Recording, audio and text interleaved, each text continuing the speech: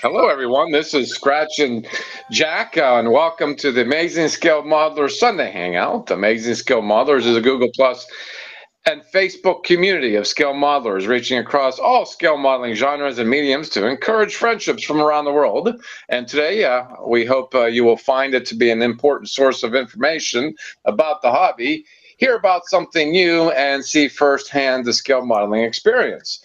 Joining me today are the usual suspects to help me kill time in doing all these criminal acts of building models. So bring your questions, comments, all are welcome today. And of course, the live chat is open. I'm going to pop over there in a moment and say hello. And don't forget to subscribe to this channel and comment and make suggestions. And first, I'd like to make a couple of announcements too. I was just, I just can't get away from all the stuff that's on YouTube instead of really doing honest research on the hobby. But the best I can come up with is who's doing what in our community. Of course, I didn't see Benjamin Yaji, or well, he's on the Google Plus community. If I murder your name, I'm sorry. It's just these are interesting names. You're building some kind of engine. I'm not sure as to what. Milos Petrovic. I don't know if that's going to be an English pronunciation, but he's doing a few things you might want to check on the Google Plus community as well. Norman Fair. Norman, I haven't heard hide nor hair from you in ages. Maybe I've just been missing your posts if you've been posting on the Google Plus community. But he shared with us a picture of a rather large U-boat model kit. The box appears to be about at least 4 feet long. I mean, this thing is like huge. And yesterday we have a new community cover member, Rex Stewart, and his scratch built boat, the SS Nauseam, and in fact, not Nation, Notion. God, these. Natchez, isn't it? Well, I'm not sure. but, but I put in a description of it. I didn't know how to pronounce it, but I did put a prescription. What is wrong with me today? I put in a description of that he posted, and this is his scratch build, and this is basically a boat going between Nantucket Island and the mainland. I do believe it's a steamboat, and if you go to his page, where's that data coming from? Okay, that must have been Jay. That must have been Jay. Yeah, this is was in service for quite a few years. Go to the Google Plus community and check it out. And also, I'd like to make mention of the Facebook community. Jalen Morin and her BSG Viper build. She's putting in a instrument panel to her Viper. Very interesting set of pictures there. Mike Drazali and his winged figure. In fact, I made a comment to ask him as if it was acrylic or enamel. He says acrylic. I'm thinking, by golly, acrylics have come a long way. And also Al Mensky, he's a stalwart when it comes to his cars, and he's got a 65 Ford that he just posted a couple days ago. And for our Facebook community over at the Google Plus community, Facebook community cover member, Mark Logan and his Corvette build, and I'll do a screen share of that. Okay. Boy, I'm usually a lot better. I'm doing this all by myself, Here it is, right next to. There it is. That's the community cover over at Facebook. And there's more to see. This is a really shiny car. And it's such a perfect black. And as they say, black cars are the hardest to keep without the dust and I should say, the swirlies on it. Surely his car doesn't have it. It's actually outstanding of a body work on that. So there you have it. And starting from my Google left to right to introduce to you, hey, it's Jim. Jim, how Yes. you doing? Oh, I'm doing fine there, Jack. Yeah, and as I said yesterday, I just got started to do some more work on my SpaceX first stage build. Oh, yes, of Starting to get some course. more things. I got all the rest of the pieces scored out. Now I just got to cut them out and start assembling the rest of the pads. Mm-hmm. So there's a couple of changes I'm doing from the model from the original design. They have a card version of the support rod that goes from the landing gear to the thing. In some reports I read that it's not standing up. It's not doesn't seem to be strong enough to support the ship over a period of time. Oh, really? So I've got some nice styrene rod to put inside the paper tube and strengthen it up. Mm-hmm. So be using that as a core rather than using just a straight tube. Mm-hmm. So get that. I've still got to find I guess there, and I got to find a image for the insignia on the landing pad, and then get that printed off to put it on the base.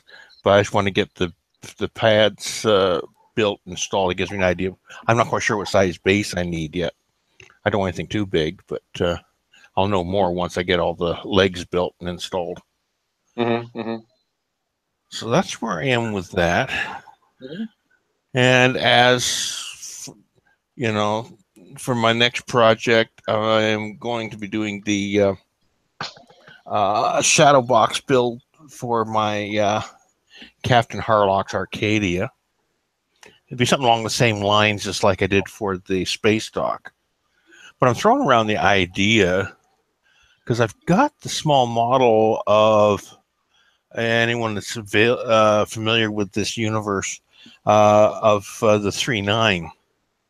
So I might figure a way to work the 3.9 into the same image. So that could be interesting. Mm-hmm. But, So, come on. mm-hmm. Oh, come on. Yeah. So that's basically where I'm at today. Okay. Mm-hmm. Yeah, you said yesterday you're slowly gearing up for the season. Yeah. Uh-huh. Yeah, starting to collect all the pieces and figuring out what all my logistics are. I still got to order the LEDs for the Arcadia, but I'll get that probably during this week. Get that ordered. I come across something you and I had talked about 3D. We've talked a lot extensively about 3D printing, and I have an Yes. interest.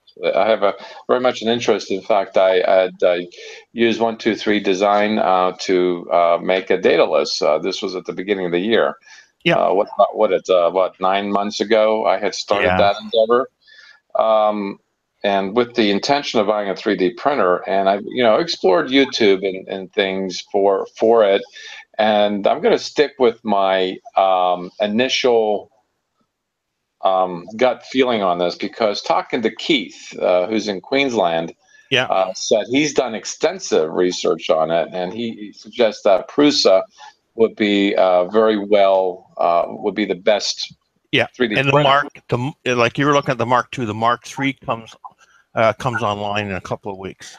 I just want to say that, yes, the i3 MK3 is coming on, and I did see a video from Prusa of the improvements they've made. And wow, I have to say that would be a prudent thing to do, particularly the fact that one thing that attracted me to that was there's a separate pad that you'd place on the platform that it prints on, and you can remove the pad with the print and peel off this pad from the print without physically working on the pad and the frame. Right. So I think that, and in fact, the MK3 only works with this pad. It doesn't work without it, from my understanding. Because they had like close-ups of the platform. They said, "Do not print on this platform." I Yeah. guess you could use this. It's like apparently some sort of rubber, maybe something in the consistency of a cutting mat is what it looked like. Yeah, well, it's got the what we call technically called like build tack on top of this flexible plate. Oh, yeah. So Yeah, and I thought I'd get it in. And Keith said, "Oh, buy it assembled, but don't mess with that." And they don't only improve things, but they raise the prices too. yeah, $1,000 for the printer is like, oh crap. So I had started saving my pennies for that, and it's coming out in November. They're hoping to have it start shipping out in November. So I thought I'd put that out there for you. What do you think? Should I do it? that's a good deal. It's a good machine. He's a very good designer. I mean, he's basically like the father of the home style 3D printer. Well, So the 3D printing nerd seems to be very content with that, and he doesn't want to show his. I think he is biased, but he doesn't want to show it well, he's for his good. channel. He's good friends with Joseph. So yeah, But he does review other printers, and he does a fair job of it actually. oh yeah, And the 3D printing nerd on YouTube. If you're interested in 3D printing, I found his channel very what's the word for it? Very friendly. He's a very friendly fellow. yeah, Very nice gentleman, and he's very articulate and is able to give you. It's really interesting because in his reviews, no matter how bad whatever something is, yeah, he works to tell you the good things, not just pass it off as bad, or the other way around. yeah. If he's like in favor of something, then he'll tell you, of course, the bad sides of things. And he kind of, it almost like he gives you the option to decide for yourself what's best. Yeah, but he tries to give you the more of, even though he is an engineer, he tries to give everything from a layman's terms and straightforward of what he feels about the machines without getting overly technical. Oh yeah, that's another thing too. I noticed he doesn't get technical hardly at all. He talks very much in layman's terms, very Yeah, much in layman's terms. So yeah, I'd encourage those watching and in the community to check him out. 3D Printing Nerd, 3D, the letter D, Printing Nerd. Um, what's his real name? uh, uh, uh, Like Jason or something like that. Joseph Telling, Joseph. Joe Telling. Really? Yeah, Okay, 3D Printing Nerd. I just want to. Joel Telling. Yeah, Joel. yeah, Here, let me screen share this. I just did a search on YouTube, and that's his. And he uses that logo. He has a logo that he prints to test things out. yeah. Of course, he makes his promo stuff. So yeah, definitely, he's a good one to watch. Ah, there it is, the original Prusa i3 MK3 3D printer. Yeah, that's his latest video. Yeah, This is actually his video that he is reviewing. It's his video reviewing the MK3. All right, so moving on. Let's say hello to Randall.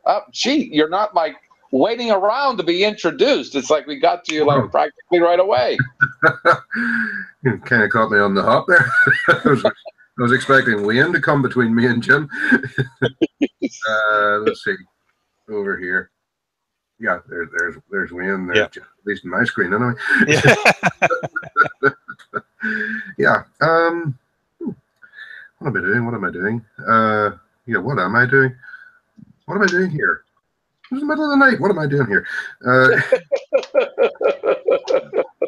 Yeah. Yeah, I've been working on Thunderbird 3, which I shouldn't be working on. I should be working on other things, but for some reason I decided I would go with stick with the Thunderbird theme after I had done Thunderbird 2 a while back. Just do a wee bit of screen share here. Mm-hmm. These were the stages during the painting. I decided to go for multiple tones of primer here before I applied the orange. And hopefully it should show up as, well, maybe not so much in that photograph. Various tones of orange that should have shown up. Yeah. But might actually be able to show it better without screen sharing. This is slightly more complete. Ooh, yes. Number 3. I had to do the 3s at different angles. When they were filming it, they would Rotate it. film it that way. Okay, so read that way. Okay, and then around the other side when they filmed it going this way, so the same way. And of course, when it's being launched vertically.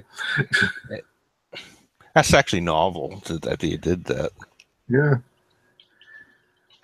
It makes for a bit weird, but disorientating when you're trying to when you're working out which side which third. The 3 went or which direction it went, but that was fun. At the minute I'm just applying a few more bits of detail painting here and there, just for adding a bit of extra detail here and there. Okay. I actually made quite a mess of this stage here. The paint went on too thickly, and everything started to run. So yeah, and I discovered that Halford's primer and Humbrol paint, no paint stripper can remove it. Once it goes on with Halford's primer, it's on for life. It's permanent. Yep. And the only way I could get rid of it was to sand the whole thing down and rescribe the panel lines. But unfortunately, that took away things like the pipe work, sides, and around here as well. I'll just point you up right here. So I had to replace all that by scratch, as well as replace all the panel lines, and then go back and repaint them in different colors again, so that the orange would come out in different shades. Makes for a lot of added work. Yeah. Work I could have lived without, I guess. Probably would have finished it, but that's as far as I've got with that. I've also applying the radiator cooling fins, for the want of a better term, around the midsection. All 18 of them, with 18 decal stripes that go between them. Yeah.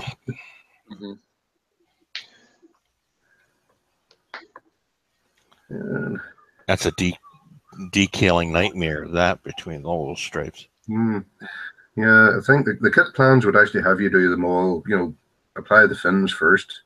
And then put the decals on? Yeah. But no, I decided I would apply one, well, I would temporarily attach one fin and then put a decal on either side of it. Yeah. Move the fin around, and then, just work my way around the thing. Work your way around it, yeah. Which kept everything pretty well straight. And then just attached all the fins. The fins themselves, when I was attaching them, I did them in opposites to try and keep them aligned. Yeah. Kind of aligned, so that the fin on one side would be sort of parallel to the one above it. Yeah. Or at least that was the theory anyway. Hopefully, anyone paying the thing a hasty glance won't notice it. There's maybe one or two fins aren't quite where they should be. Right. But the only You thing did show yesterday how you did that in quite grand detail. So if you're interested, because it's actually what he's showing there on webcam isn't exactly that looks. It looks much more sophisticated than that. You don't have to show it again. I would just encourage people to go to the across the pond that we did yesterday and have them look at it, because you had the number of decals you had to do, and then you had to put these fins on. I mean. Somebody, I called you. You have the dedication. Somebody says I have the dedication on what I'm working on, but you certainly do. Jack, that's nothing compared to what you're doing with a Falcon. But I'll let you tell everybody that one. Well, you know, when it comes to lighting, I think I think I know what I'm doing. I am rather successful, like about maybe 99.9% of the time. It's the paint that I screw up. And sometimes even the assembly. I don't know how that works. Well, maybe because I don't follow instructions. That's probably why. If all else fails, read the instructions. Right. So do we need to talk about your enterprise? Good morning, Heath. I just want to get to Wayne, and I'll pop back to you. Okay. How you doing, Wayne? Hello, guys. I'm fine, thank you. Sorry about yesterday. It's okay. I think I think our loss was you couldn't actually tell us what was going on. What was going on? Well, what happened was, me and my dad had gone down to a place called Barrow Hill. They had the it's the last remaining roundhouse in Britain, basically. So it restores old classic diesel locomotives and steam locomotives. Restores them, and they've had £25 million from the National Lottery to restore and refurbish the building. And it was grand reopening, and they had two special steam locomotives there. One is the A1 Peppercorn Tornado, which was the scratch-built locomotive. And then they had the Flying Scotsman, which had been 10 years in rebuilding, which is now back on mainline steam. So that's what we did yesterday. And my attempt to share it with the community. Unfortunately, it didn't go to plan. No, it didn't. Did you take pictures? I took lots of pictures, so I'll get them loaded up as soon as I can. But yeah, load up a dozen or so. Yeah. So apart from that, it was a brilliant day. And truth be told, aside from tanks, your other passion is steam locomotives. Yes. I don't know why they have they're a bit more iconic, say. Well, I think it's actually quite fascinating when you think about it. The pressure in a teapot making the whistle blow is the same thing that powers tons of metal, tons of iron, that propels it across a rail. That in itself is like, that was high technology today, huh? Yeah. Yeah, it is, but it's really more simple as just putting coal in the fire just to make it go, because it's like an art form of driving a steam locomotive. Because you got the preparation, and you got to drive the locomotive, but you're not at the front of the locomotive, at the back, so you have to see your head out the window to see what's going on, basically. It's like this is just kind of an odd question to ask, but I'm going to make a comparison here, because you seem very knowledgeable about both tanks and steam locomotives. Okay, the compartment that holds the water that produces the steam, how thick is that? How thick of a metal would that be? That would be depending on the locomotive size. Generally speaking, we're saying about couple inches at least, depending on which locomotive we're saying. But couple of inches. Yeah. Okay. For the firebox at least. No kidding. A lot of pressure in there. Yeah. Certainly. There's actually a story where the Lancashire Home Guards actually used metal from the Castle's class locomotives to make crude armored vehicles because it was that hard and resistant to rifle fire and solid shot at the time. In comparison, how thick would a World War II tank be on its compartment walls? An inch. Well, yeah. It varied. Yeah, very. I think the point I'm trying to bring up is that we protect water better than human lives, I suppose. Yeah. I don't know. Yeah. I got stupid logic. I get it. Okay. Right. I did ask the community to ask which colour should I go with? Should I go with the white on this or the titanium silver for the white parts? Oh, I got an answer for you. Mark says hello, and we'll ask Mark. What do you think, Mark? And he's in the chat. So he's in the chat. He's going to come back, and I told him that I will say hello to you for him. So we'll wait for a response. So, Mark, what do you think on this Gundam? Could you show that again on camera? Yeah. This will be my third gun. That'll be my third one. Oh, there you go.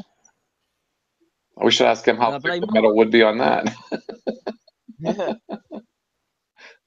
I blame Mark. Well, we can blame Mark for a lot of things. These Gundams seem to be contagious. Yeah. I don't know if I've shown this. I purchased this reference book, which is George says titanium silver. Yeah. Nothing from Mark. Let's see. Mark is in here. Not moderators. I don't need that. Okay. Yeah, I've got this reference book. He's there. Okay. Yeah. Yeah. For tank crewmen, German tank crewmen. Mm-hmm. Yeah. That's quite detailed, step-by-step guide how to paint the German tank crew, especially with the camouflage schemes. If the light's too bright, I have to get a frosted glass. Mm-hmm. I don't know if you can see that. Yep. Would it be true to say that the uniforms had nearly as many variations as the tanks themselves? Yes, they actually did. The SS had their own separate camouflages, and the regular army had their own camouflage. Yeah. Mm-hmm. But they had there's different variations as the factories got bombed, so the different factories produce different patterns. Mm. So you can see two different uniforms and two different blokes. That's why. Mm. So, right. I'll say I'm working on a tank. Not a big surprise. Of course. Let's see. George also said on the live feed that was a cool video that you posted yesterday. I'm not familiar what video this is. Do you know? Yes, I was live. I did join a hangout, but I did actually share some of the event, what was going on at Barrow Hill. Oh, okay. Yeah, you did. A little bit of it. Yeah. Yes. Okay. Yeah. So yeah, I'm trying to also try and do a bit more of the figure painting as well, because you always get the tank crew with some of these model kits. So I'm trying to do a bit more on like the flesh tones and stuff like that, and the uniforms. So that's why I got the book in the first place. Mm-hmm. Let's see.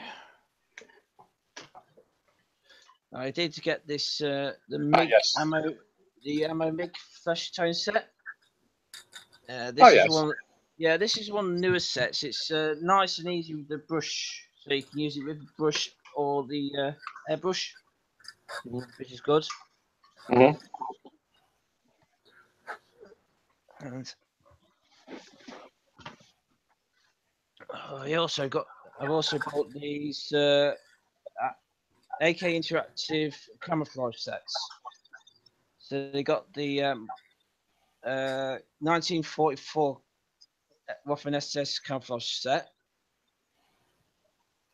and then I got the Waffen SS Spring Summer camouflage set, and they have the autumn camo set as well. So that's how that. See, what else I got? Falling apart. Alright, I did get this yesterday. It's a American Abrams tank with the mine plow attachment. Ah. 25. I've seen that down here.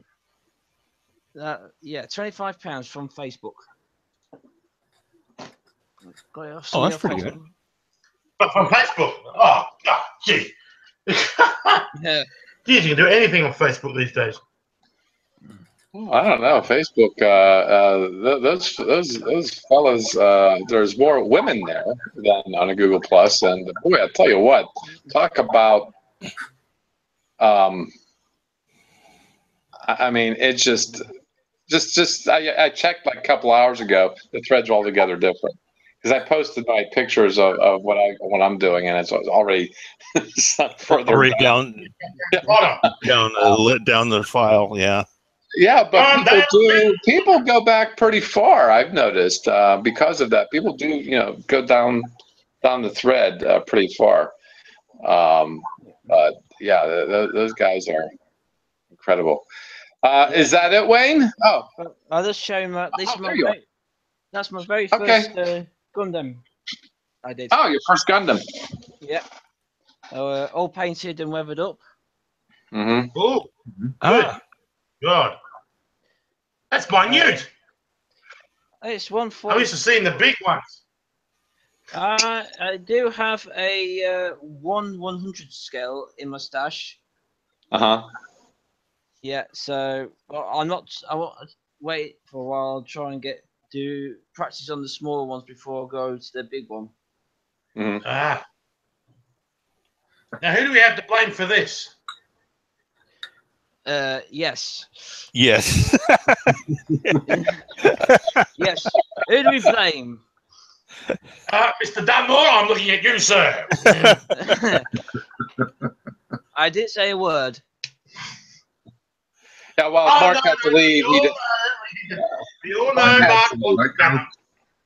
I think he turned in. For the night. So Yeah. So he's not around. He didn't give an answer. But George said titanium for what you showed before, and he also says, and this is something interesting to consider too. He said, check out the Goodwill auction site. Sometimes lots of models cheaper than eBay. Yep. Yeah, I didn't know. I'll believe that. I'll believe that. It's all right. I got my own back on Mark anyway because he built a tank. And he the part count. Yeah. What was that, Randall? He cursed Wayne's name up and down because of the part count. Yeah. I didn't force him to build it. I did force him to buy it, but he has hinted that he may get another one.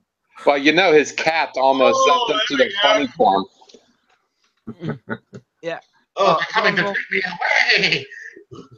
away. I forgot about this. This is one I've completed earlier. It's the armored car. Yeah. It has wheels. It has wheels. It's oh my God, it's got wheels. That's fine as a vehicle.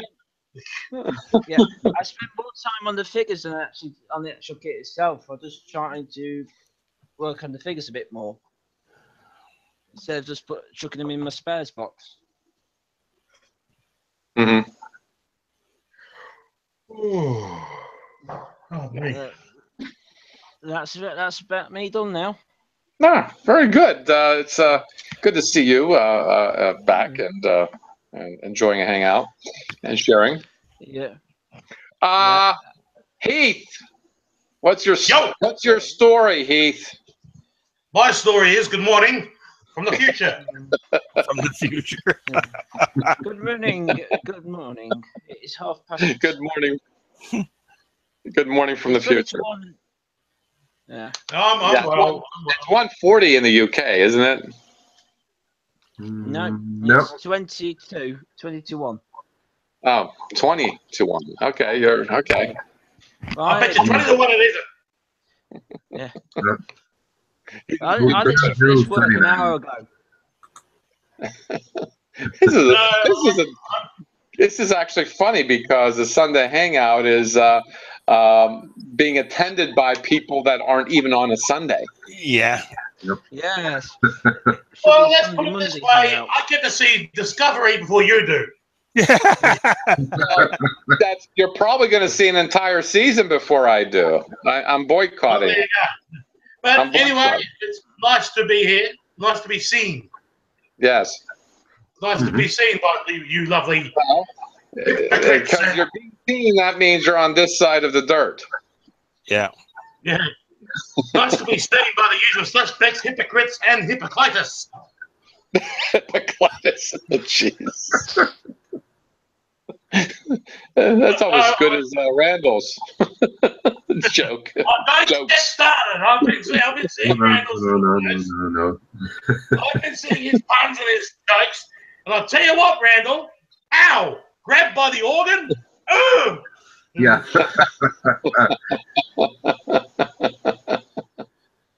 Anyway, I'm on a roll today. Yeah. Anyway, what do you got going on besides Monday morning? Well, let's put it this way. I've gotten into the car groove.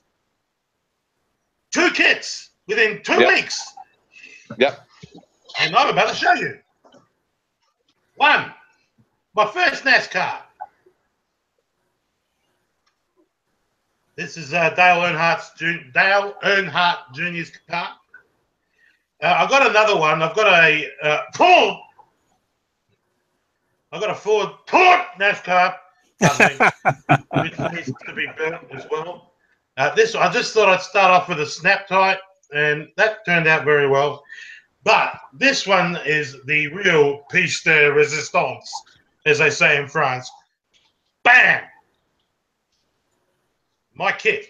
She's all done. Nice. I had a bit of this kit. I will say this. This kit is a good bit of kit. Boom, boom. Pardon the pun. Not pun, but pardon the play on words there. Kit. You see? You are certainly on a roll, and as Phil says, most people use a chair. And I was going to make a drug reference, but that's okay. Let's just move on. I'll have words with Phil. This Knight Rider build. It's the first Knight Rider build I've built, and I love it. I had real fun. Real fun. This was a great build. The only issue I have with it is I had to make some modifications. There was a part that was supposed to go underneath the main body, and it was supposed to sort of like sit between the engine. It was like the firewall. It was like the firewall. I had to take that out because the thing was if you use the turbo engine, it wouldn't fit. It wouldn't fit. So I had to remove that. Then on top of that, I had to remove another bit of plastic top where the bonnet meets the radiator. I had to take that out because then the body wouldn't fit on that. And after I took them out, it fitted perfectly. Nice. So that's that one. And now I'm working on the General Lee. I'm working on the General Lee. I'm just starting to paint the underside just starting to paint the underside of it black. And I'm trying to find I'm trying to find the colors for the. I don't know, but last time I looked, from the front, I think it's all orange. I don't know, because the thing is, that's where the engine bay is. I've been trying to look for pictures of the the engine bay for the General, and it's getting hard to. So I'm just researching. Just so I'm not going to paint anything from the. I can paint the underside black, but when it comes to the other side, I'm only going to paint black to like. Well, actually, I might not even need to paint it black because you won't see it. But with the engine bay, I'm just trying to find out if it was black and orange or all orange, and trying to find. I think the firewall is body color. The firewall is, yes. Firewall's body color. The side panels are probably black because they're black plastic or metal. Yeah. So the skirts over the wheels and that should be black. Yeah, I noticed the interior is like a tan, light brown or something like that. Yeah. It's a tan. I got a picture up, and I was I'm not sure. I thought I took more pictures than this when I was in Gatlinburg, Tennessee. I went to a movie TV car museum, and they had this particular car did not make it on set. I think it came from the movie, but this was something that they used. This was something that I believe was used to promote the movie. But this wasn't the movie that was a comparison. Well, when I built it, I was surprised to find out there was a tan interior too, and sure enough, it's a tan interior. And I didn't take any pictures other than this one, so stupid me. What I'm actually looking at there is that I've got that exact orange. Yeah. Here it is. Here it is. That's the exact orange. This is from. This is a Hemi orange. Yeah. You know what? I used a Tamiya color on that. Somebody told me to use the Tamiya color because it's the best. This says orange. But this supposedly is safety orange. Yeah. Well, see, I've got this orange here. Yeah, that should be okay. Yeah, that should be okay. But this one here is well, Gravity Colors is where I got this from. This is for like a Gravity airbrush. Looks a little ready for it. So it looks. I don't know. You tell me. I mean, that looks a little. The Gravity Colors one looks a little darker than the. Yeah, it's got a little more red in it. Yeah. Yeah. Yeah. I wish actually I could have found that for my Thunderbird 3, but there you go. See, I got the firewall in orange too. Oh, I should. Down, Jack. Let me just cover this because I might trigger someone. Don't start the flag, for God's sake! We don't want that type of issue. I might trigger someone. I see. Okay, put that back up, Jack. I can't see. Oh, I'm sorry. So it is orange. So the engine. The main engine body is orange, and then the rest is just black and silver and stuff like that. Yeah, I think I researched this. I got to admit, the black, what do you call it? The top of the skirts. Yeah. No, right here where the spark plugs would go. Yeah. Oh, you mean the valve covers? Yeah, that's it. Is that the same kit that I have, Jack? Yes. Is there any issues with that at all? A lot. You're going to your wife might divorce you over this one. I noticed that when I had a look at the body, I'm going, shit, how's that going to flame? The problem I had was there's a cage inside. The roll cage, yeah. If I were to do this over, I would modify the roll cage. I would not attach it to the chassis but attach it to the body. So instead of doing it on the tub, you put it onto the bottom part. Yeah. Yes. And then Right. cut the legs that would be attached to the chassis, and then because you can't see, I mean, you'll be able to look inside and see the cage, even if it was further up against the ceiling. But you can't see the bottom of the cage. You can't see down inside as to whether or not it's attached to the top chassis. You got the roll bar. Right. Yeah. I do it a different way. Definitely. That's the Martin that I had, because I tried to put the body on that, and all you can see is this roll bar. Right. Well, I have the 16 scale version, and I don't know if it has the same issue, but the 25 scale, I've heard many people say that for some it's worked, for others it hasn't, and the issue that's with the 1/16 is the front suspension. That's not right. Well, probably. I mean, it is what it is. I mean, this is just a standard. Thank you for showing me this, Jack, because now I've got an idea. Yeah, it's a standard. Yeah. So it's all black. So actually, underneath it's all black. On top, it's orange. Oh, I just did the standard, whatever. Yeah. Yeah, that's that. Yep. Yeah, that's where I'm at right now. Just doing the underside. So but that'll be my third car. Yeah, well, because of the cage, I mean, it's bad enough you got to put the bottom of the doors around the chassis, right? When you're trying to pop it on. Now with the cage, you're gonna go around that too, and it just. You know what? I might just put the roll cage to the chassis. That would be. Well, that's what I did. I'm telling you, it's going to make it hard to put the body on. Oh, jeez. All right, then we'll maybe get rid of the roll cage altogether. That's why I would recommend find a way to attach it to the body and then put the body on the chassis. Yeah. Oh, I see what you're saying. So you take the roll cage and attach it to the body, and then put it down. Then throw the body into the tub. Yeah. Exactly. Okay. All right.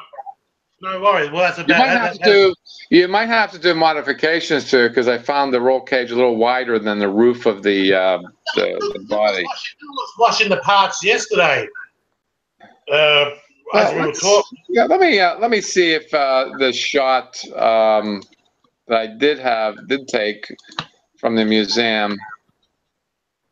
Let's see. Present to everyone.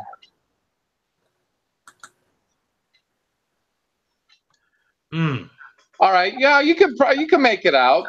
It goes along the body rather nice. It's following the window line along pretty good. Yeah. Mine doesn't have it follow very well. Yeah, it's just following the window line. So, yeah, it should be doable. Yeah. I mean, if it shows like this to give the illusion there's a roll bar inside, I think that's all you really need. You don't have to actually make it a roll bar. No. I'll tell you what, those mags are going to be a bucket of paint. Well, good. Have fun. The thing that is, when I was washing the parts yesterday, as you said about the roll bar, Jack, I noticed that the roll bar, it looks too big. I mean, I think that what might need to be done is either, as you suggested, put it to the body, but not to the chassis, which would probably work. You may have to shrink it a little bit. Yeah. If you have to cut it back a bit. Yeah, you're going to be cutting it back a little bit. I mean, I'd say play with that, because quite frankly, if you're attaching it to the chassis, you're going to have a pain in the ass time. You are. Well, I think the only issue, the only issue I really have with this was basically trying to get, okay, the back window went in no trouble at all, hardly any marks. But every time I do a car, I always have trouble with the front window. Every car I've done, I've had trouble with the front window, just like your Enterprises, Jack. whenever it comes to the Enterprise, you just cannot do it. Get off it, you might screw it up. But I had just going on this for a little bit. I had an idea. I mean, there are lines here where you could cut.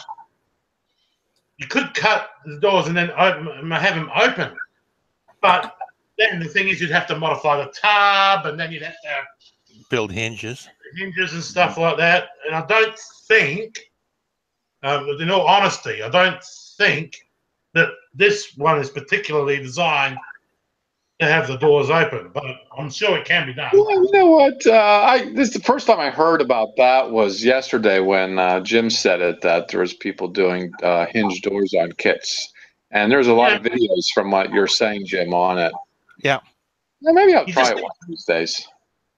Yeah, I mean, well, when I'm finished my General Lee, I'll be doing. I will be doing video. I will be doing photo and video updates on my General Lee, like at each stage, like I did with Kit. And then what I'm going to do is I've got my holy trinity of TV screen cars, like the Bandit, Kit, and the General. So I'll be taking photos of them, and in fact, I might just make it one big video and just show how it's all done. And then I might actually, what I might do is, when I finish the General, do the General video, and then at the end of that video, you put the Holy Trinity together. You know what I mean? Right.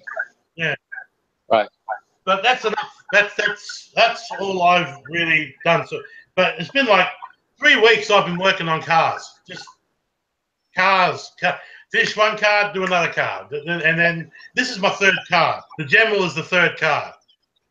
Mm-hmm. I did this one first. I did the next car first. Then I did Kit. Mm-hmm. So this is the General's the third in line. And then after that, I'm back to the Tyrrell. So I think I got it all in there.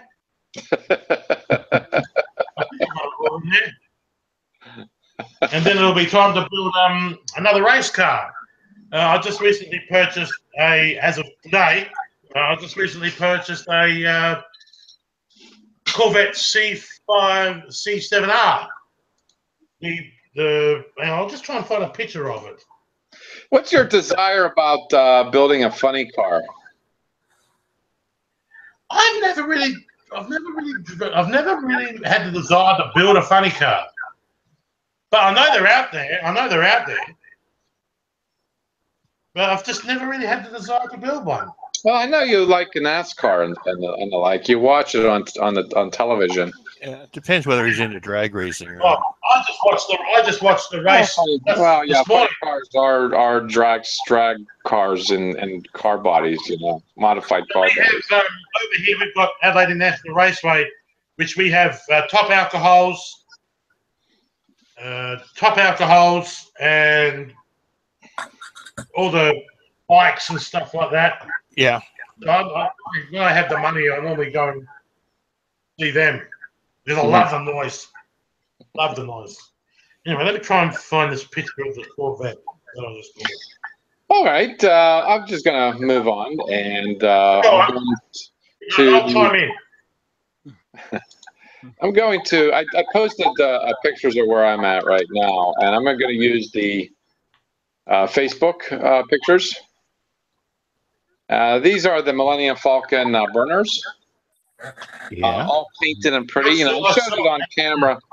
I showed it on camera yesterday, but of course you couldn't see the particulars about it. This is silver. The openings are painted silver, and in between the strip in the middle is gunmetal, and it's surrounded by gunmetal paint. And I laid it on the floor when the sun was shining through the window to get the full effect of what the differences in the tones there are.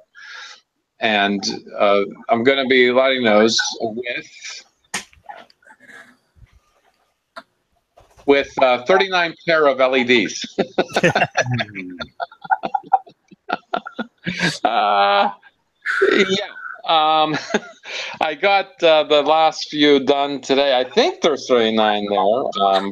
I'm pretty sure, but not that it really matters because it's going to take me a time to plug them in from the back and get them glued in and secured. Somebody even on Facebook said, "Why not use an LED strip?" Well, I don't like the effect. It's like a shadow box. It's not. The burners aren't like right there. The light source isn't like right there at the openings if you use an LED tape. I wanted these things to be god awfully bright. So now the question is, Jack, is it going to be blue or white? Well, it's actually going to be both. I mean, they look blue. The paint on them does make it look blue, but once you get into full intensity light, it will end up being a bit of white too, with the blue tinge on each. I'm going to plug them in from behind, and I'm going to use a cotton swab and wipe off the very tips of these LEDs just to expose some white to come through. I might even use a file and swipe it with a file a couple of times to make a little opening just for white light. That's the whole what I'm trying to do is create a light that would have some blue in it, but it's mostly white. All right. And with LED tape, you can't have you really cannot achieve the same effect. But yeah, I thought I'd do it this way because I mean, when you go to eBay and look up LEDs, there's a supplier that I use for LEDs. I buy all my LEDs from this one supplier, and they take anywhere between 2 to 4 weeks to deliver, and they're very cheap. They're very cheap. These LEDs end up being maybe a white LED is probably about 2 or 3 cents a piece. So they're pretty cheap, and most times it comes with these bags of 440. Is it 440 ohm or is it 470? Sorry, 470. Yeah. I got one bag here. I got another bag here, and I got another bag here, and I got my little kit. I got a kind of a drawer full of them. So I got a lot of 470s. I'm never going to use all. I throw away more LEDs than I actually have. And if anybody out there needs 470 resistors, I'll hang on to one of these. But I'll send you a bag if you need them. I mean, sometimes because if they sometimes come with resistors. So resistors are stupidly cheap. They're like half a penny each, half a cent each. They're ridiculously cheap. So yeah, eBay, getting things straight from China is not such a bad idea because a lot of the suppliers here stateside, the markup is ridiculous. They want $1 for each LED. It's not a specialty LED like a RGB, like a red, green, blue LED that flickers, then I wouldn't be really interested in it. But it is difficult to find the more specialty ones coming straight from China. But straight up LEDs that are green, blue, white, red, they're real easy to find and they're very cheap. And it's just plan ahead because the delivery could take a while. Yeah. I don't know. Like these packages of LEDs, I would spend maybe $5 on them, and I would get a whole bunch of them. And it includes shipping, no less. Okay, I found that little vet that I just bought, so I'm just going to screen share. Uh-huh. I can. Okay, hang on a minute. Can you see that? Not yet. No. Damn. Nope. Okay, hang on a sec.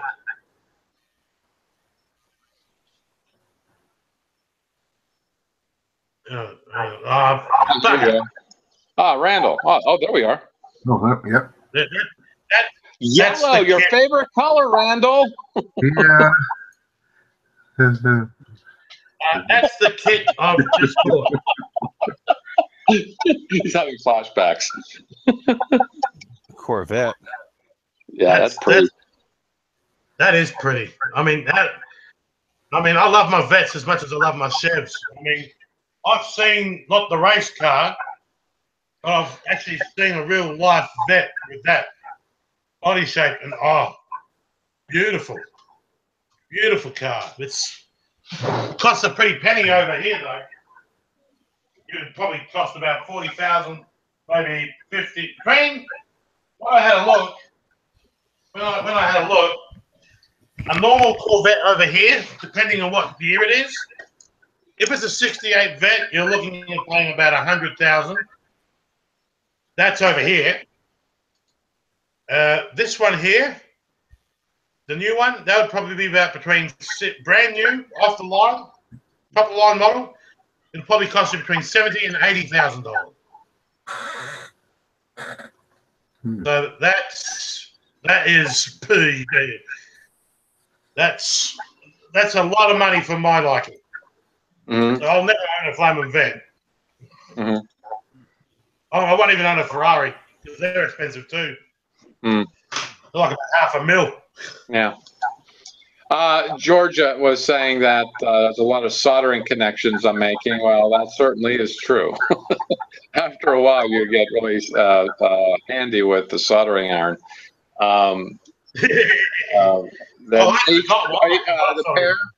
The pair is actually not even resisted with the 470. They're resisted with, I think, the 330s because 470 would resist it too much.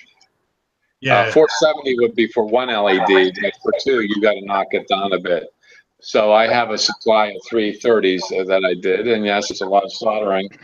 But in the end, I'm going to have to find a way to insulate all the exposed wires, because if I have this thing mounted in, these LEDs mounted in, and then do something stupid, I'm screwed. That'll be your fault, Jack. Yeah.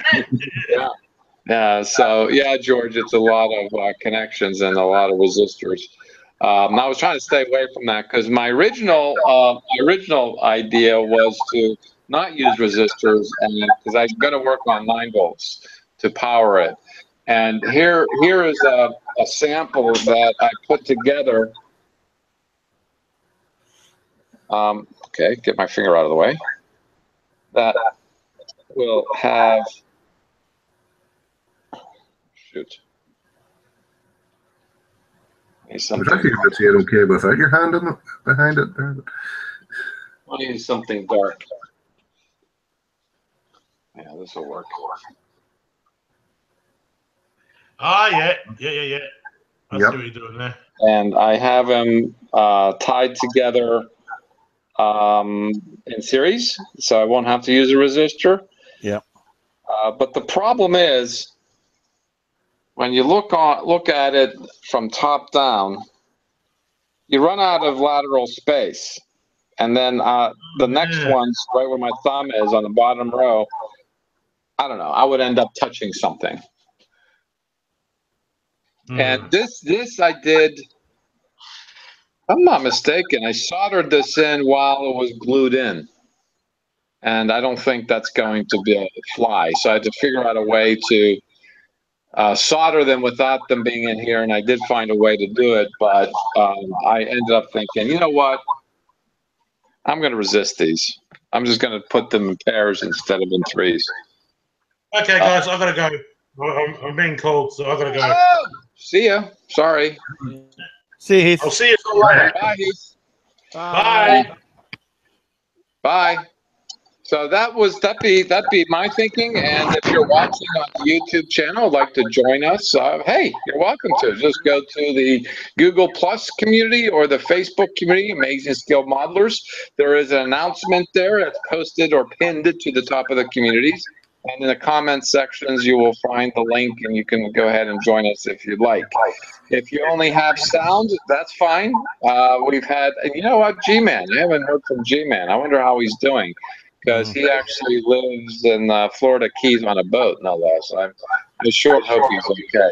Yeah. I have not heard hide nor hair from him actually since before the hurricane. So yeah, I hope he's doing fine. Yeah, so that's what we're doing right now. So far, and let's see what your chats are doing here. I see a Heath by Heath. Liquid electrical tape, George. Yeah, it's called paint. Paint, tulip. Paint, Tulip works too. I'm actually thinking tulip because it has also light blocking properties. Because once I get them glued in there, that'd be an added plus to get it light blocked from back. Because I'm not going to light block the inside of this thing. The cockpit is like light blocked, but I'm not going to light block the entire kit.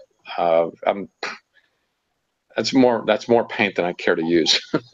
So, not that it's expensive or anything. It's just I just don't want to do it because I have to mask it and just too much. So I do want to isolate because that's the only thing. The cockpit is going to be lit. The engine burners and the two little headlights on the front of the mandibles. Those are the only things that I'm going to be doing. As far as lighting is concerned.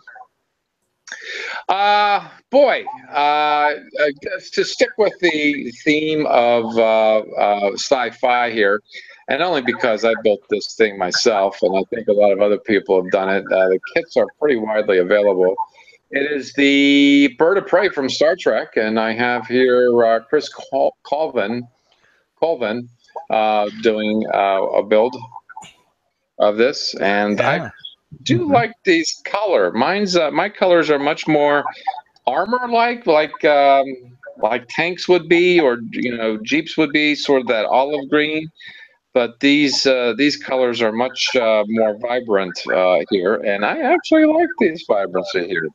Yeah, I like the vibrancy. So, Chris, thanks for the share, and yeah, good luck with the rest of the build, of course. And of course, we also couple on these comments. These Star Trek fans. Yeah, I'm boycotting. I'm probably one of the bigger fans in a community, but I'm just not going to pay another $6 just for a TV show. No, thank you. I already pay enough for other things like cable TV, Amazon Prime, and now Netflix. But you guys in the UK there can watch it on Netflix. Yeah. Those of us that have a Netflix account. Oh, yeah. But, we already pay TV licenses for the privilege of the TV set, so I'm kind of loath, like yourself, to pay extra for just for another show. Yeah, it's the same. Cable television wouldn't be any different, I don't think. I mean, because cable television would just be equal to that, I would think. Yeah, the same as here. It's on the Space Channel here, and I'd have to pay extra to get Space Channel in order to watch it. Yeah. I think I'll wait for the DVD box sets to come out. Yeah. Wait a bit longer before, so that they come down a bit in price. Yeah, and that'll probably be in March too. It won't be too long from now. If you're into molding things and also molding and casting, Ed Fugit at the Google Plus community, the Facebook community. I'm sorry. He come across this. You can buy this package actually at Hobby Lobby, the mini casting kit. Let's get a close up of this.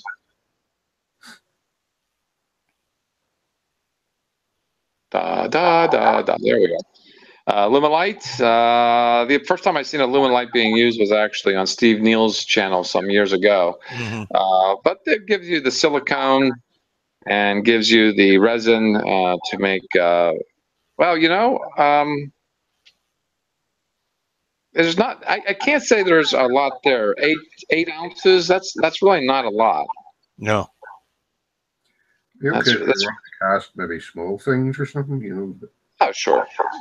Actually, I bought this kit and I made the Basarge for Sardums clear, because I used not this resin. I used a clear resin for one of the builds that I did of Star Trek, and it wasn't the Enterprise, but anyway, it was. Yeah, if you also check online, there's some places that supply the casting supplies and that, and they put out kits too. If you look at some of the chemical companies that put out the casting supplies, and they put out some kits and starter kits. So that's a place to look too for stuff. Mm-hmm.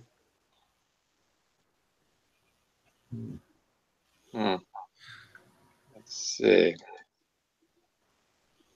I gotta reload the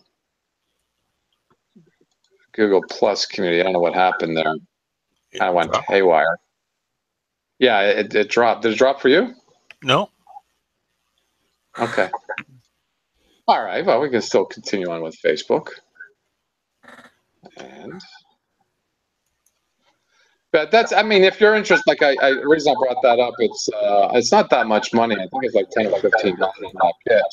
And if you have an interest in doing things like that and don't want to spend a lot of money to learn, that would be the good kit. That would be a good kit to buy, actually. And if you're getting it from Hobby Lobby, you can get 40% off, as you all know. Oh, I wish we had a Hobby Lobby. No, actually, my bank balance wouldn't want a Hobby Lobby this side of the pond.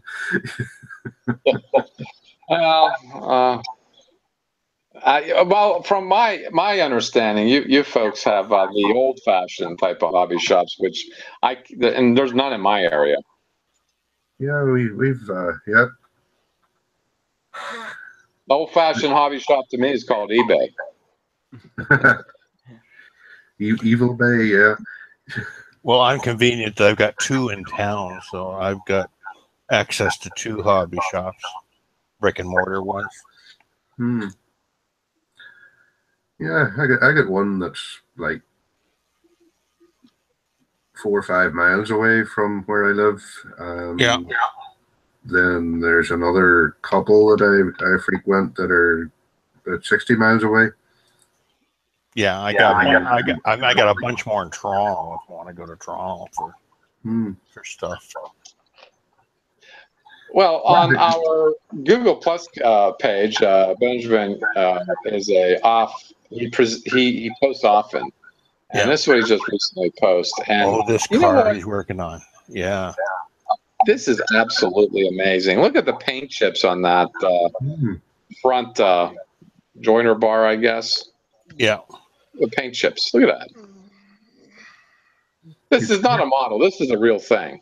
I was just about to say that. He's working on the real thing and passing it off as a model. Yeah. How dare he? How dare he? Look at this. Look at this. The decking and the whole bit.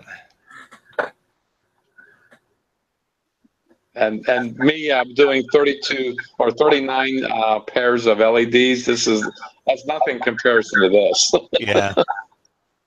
Look at the detail. Look at this. Weld marks. Yeah. Scratches in the paintwork where the wrenches have been. Yeah. All in logical places. It's not like, random scratches here, there, and everywhere. It's all places where you would actually be, you'd expect to see it. Yeah.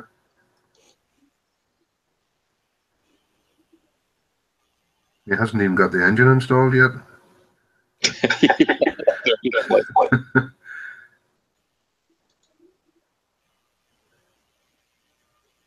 I'd be half expecting the engine to be, put a bit of petrol in the tank and start it run. Yeah.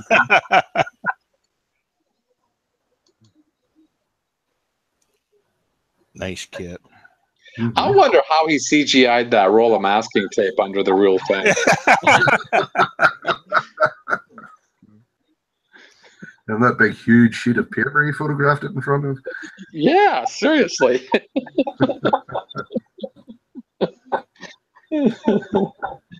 His builds are always fun to look at, and it's like The pedals make it. yeah. Well, I think we can easily say we aspire to that level. Yeah. Oh no, I'm not going to aspire to that. No. I'm not going to aspire to that. That would be a what do you call it? Practice of futility. I think. Is I have to admit, when I see models of that standard, I think to myself, "Nah, there's no way I'd ever get that good." Yeah. With any model. Here, Norman Fair, he's in Florida, I think, northern Florida, if I remember right, or near Orlando. See, I don't even know, but he saw this in Orlando, and I mentioned it before that he posted this. Oh, it's the big trumpeter. Yeah. Type 7. It's 48 scale. Uh-huh. Yeah. A third as long again as the Revell 72 scale. I seen that at my hobby. I seen that at my hobby shop sitting on the wall, and I remember talking to the guy there. I said, "Nice kit, but I got no room for it. It's a huge kit." Yeah. It probably would take up. I don't know. It's like, well, any submarine kit, it would fit nicely on a shelf. Mm. You're not talking about. Well, you need big square footage, but just so many feet of shelf. Yeah, it's about 3.5 feet long. So yeah. Oh, is it? You know what? Maybe I should buy it so I can put it behind me, and everybody will be just sort of like going, putting on so clean they can drool over it. Yeah, that's right. Exactly. I won't build it. I have no intention. I have the Revell 72 U-boat sitting up there on the shelf of Doom, and just to make room for the model, I built the hull and put all the other parts into another box, so it would have more room for the But building the hull took up less room than just having the box sitting there.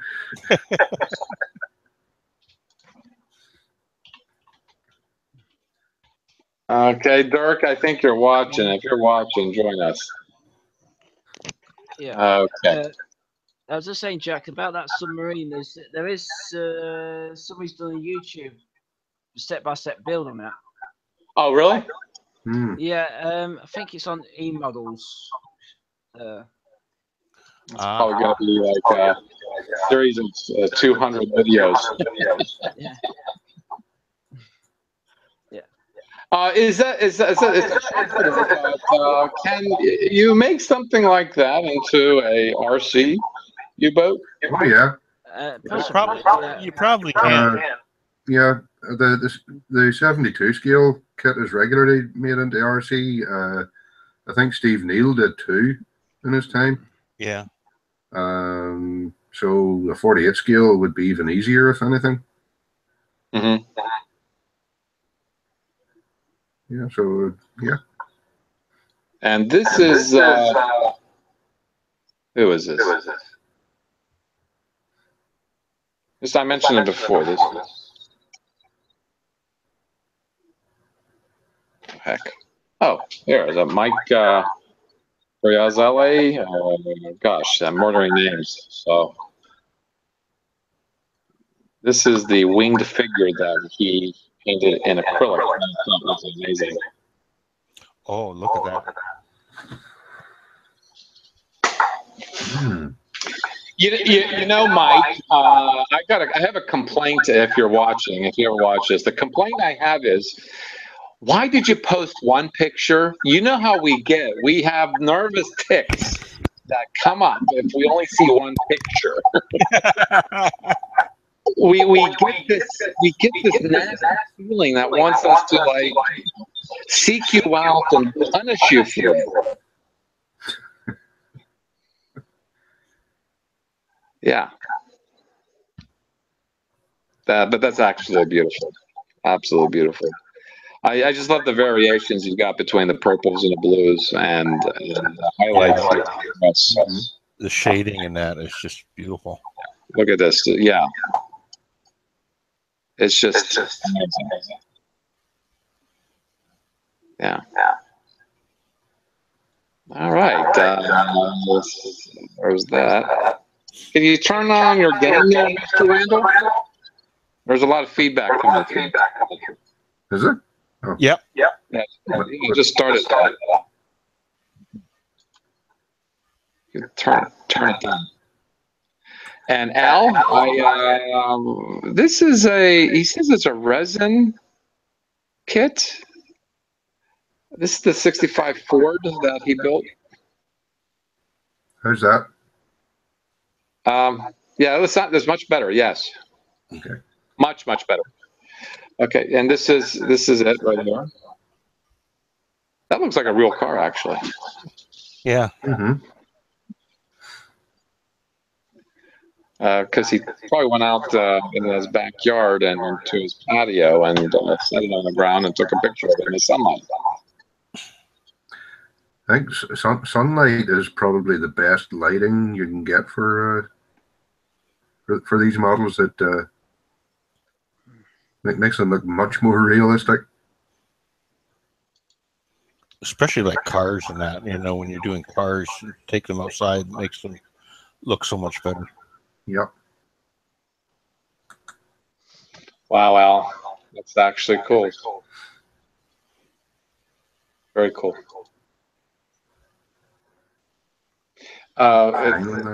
Is that a Fairlane? Do we know? So.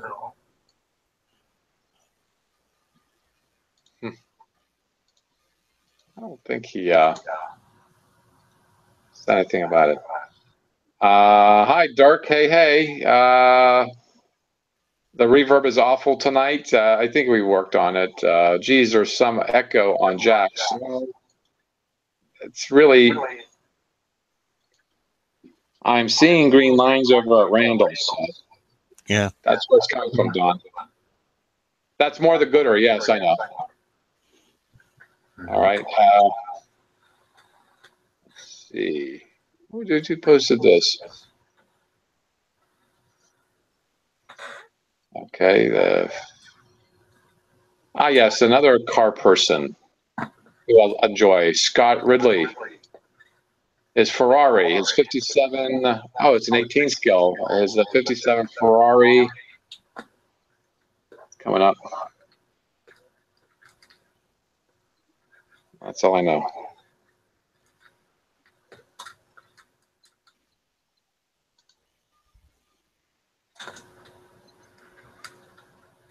Oh, of course, a blank screen.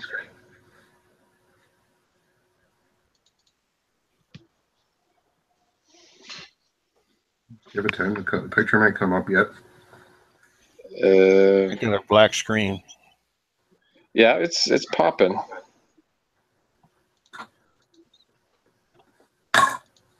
Maybe not. Let's try this again. It's running. Yeah. And Ferraris are known to be what, 12 cylinders? Here we got something.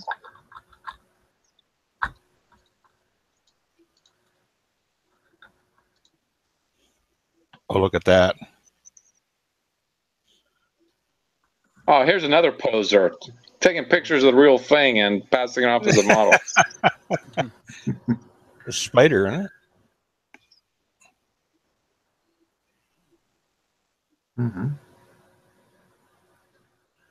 How's the sound going now? Yeah, that's fine.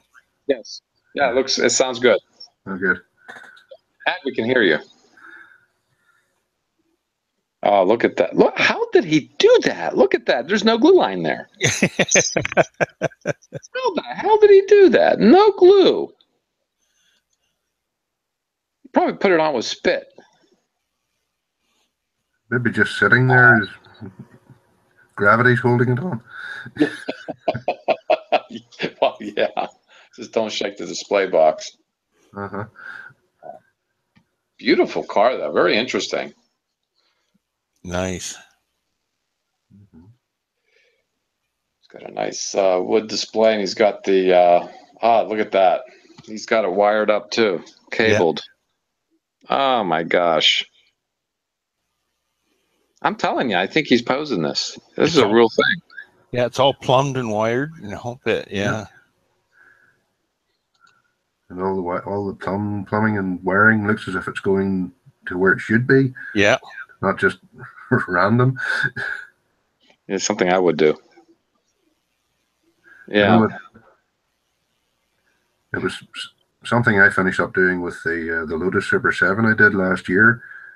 The wiring started where it was supposed to, but more often than not, it disappeared under the engine block. Look at the hose clamps. Yeah. Good grief. Good grief. Is that? Yeah. Good grief. Looks like he's got 2 distributors. Is that right? Yeah, could be. Well, yeah, it's possible. It is a 12-cylinder. It's a 12-cylinder, so he could have 2 distributors.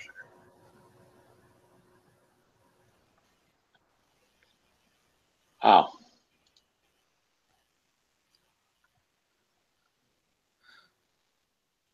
Look at the secondary electrical panel on the side.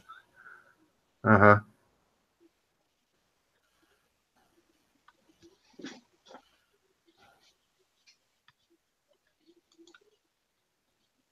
I wish there was a better photograph of the dash because it nearly looks like turned metal, or the the brushed metal on the brushed metal, yeah. Mm-hmm. Looks like those doors open.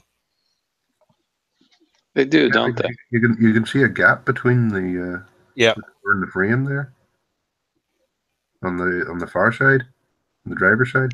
Yeah. Yeah, they're hinged because if I can't zoom in, but here's the looks hinge. Like a hinge bar there. Yeah. Yeah. The switches on the dashboard too. This is what, 24 scale? 18. Oh, 18. Ah, yeah. Even so. Yes, seriously. Let's see. Okay. Hi, Ken. How you doing, Ken? Ken Zimmerman joined us on the chat. Good to see you. And also, let's go over to the Google Plus community.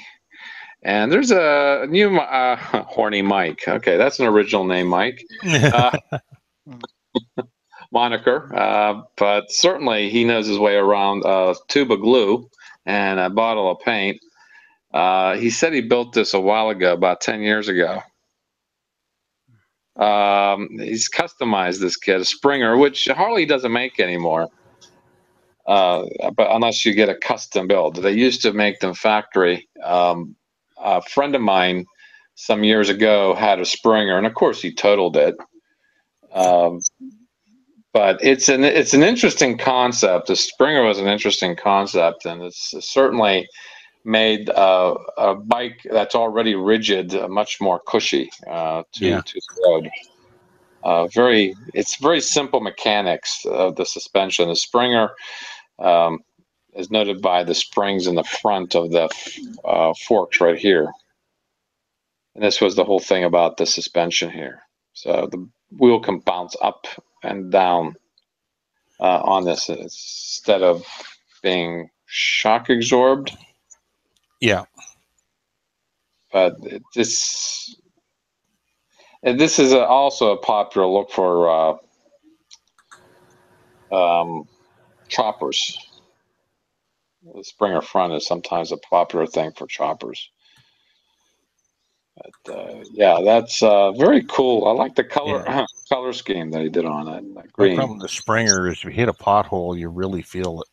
Yes, yeah. Well, it was a pretty sensitive suspension. Yeah, that's the only picture. Again, how can people just pick one picture and post it? How dare they? How you doing, Mike? Hey, how's it going? That's going. It's good to see you. Yeah, yeah. So we're critiquing other people's work now, and being very envious Yeah. at the same time. More envious than critical. Jack, I'm going to go to bed. All right. See you later, Wayne. It was good seeing you. Take care of yourself. Good night, Take care, Wayne. Wayne. Bye. Okay, I'm gonna do maybe one more. Let's see. Let's see. Who do we? Okay, we gotta close that up. Oh, Horny Mike did do something more. Let's he just joined and he posted a lot of stuff suddenly. And this is I don't know. No, I can't. The pictures are a little off. Okay, let's try Facebook.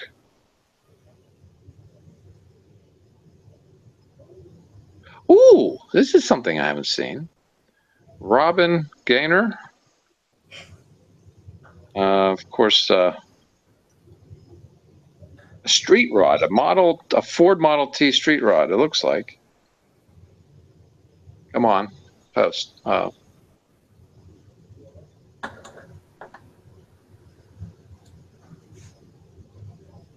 It doesn't want to.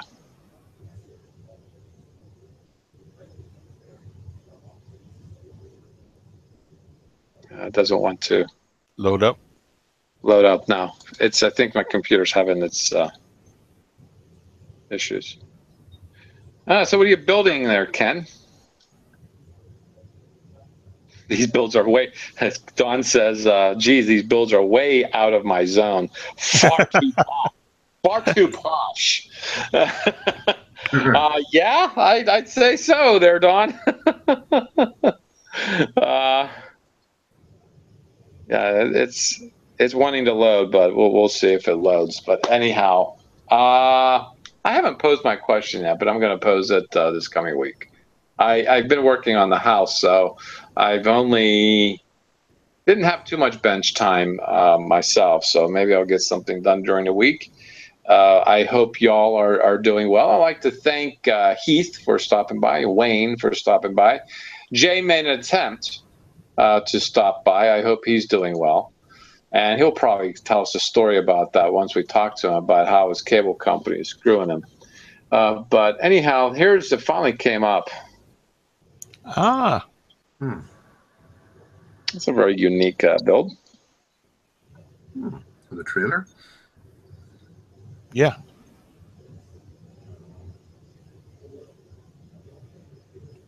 The thing that I'm having problems. How do you connect all those chromed parts together without it falling apart?